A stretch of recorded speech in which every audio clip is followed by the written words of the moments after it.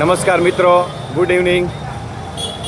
આજે મારી બસંતી 20,000 કિલોમીટર ચાલી ગઈ હોવાથી આગળના રિંગ ચક્કર અને પાછળની કેસટ અને ચેન આ ત્રણેય વસ્તુ આજે મેં નવી નખાવી છે.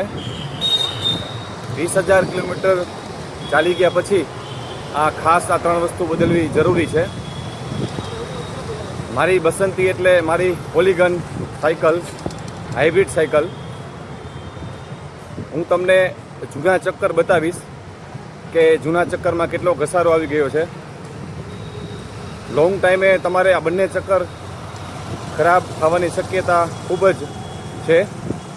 તો 20,000 કિલોમીટરની આજુબાજુ જો તમારી સાયકલ ચાલી હોય અથવા તો ચાલે ત્યારે આ બંને ચક્કર અને ચેન તમારે બદલવી ખૂબ જ જરૂરી છે.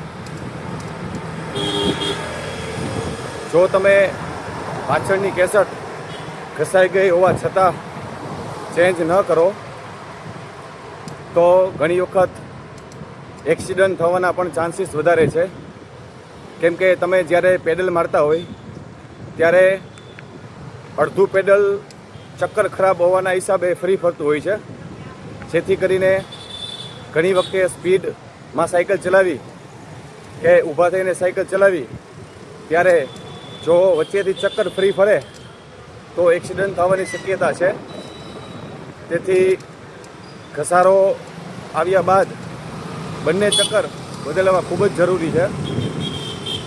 તો આવા ને આવા સાયકલિંગને લગતા ઇન્ફોર્મેટિવ વિડીયો જોવા માટે